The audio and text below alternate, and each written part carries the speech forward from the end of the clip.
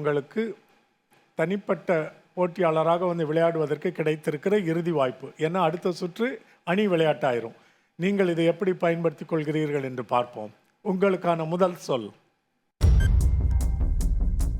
முத்தமிழ். முத்தமிழ். 10 மதிப்பெண்கள். நல்ல தொடக்கம். அழகான சொல், அருமையான ஊகம். இரண்டாவது சொல்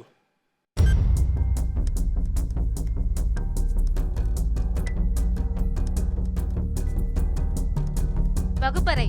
வகுப்பறை.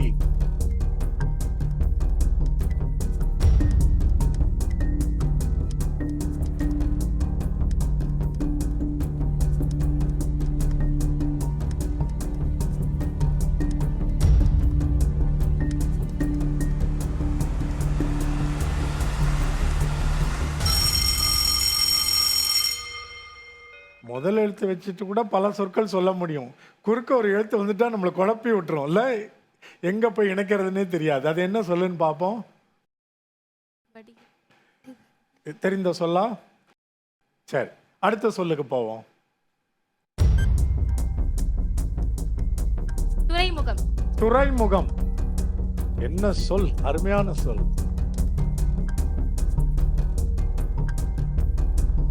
துடைப்பம். துடைப்பம். 8 மதிப்பெண்கள். பரவாயில்லையா, அசத்திட்டீங்க இந்த சுற்றுல.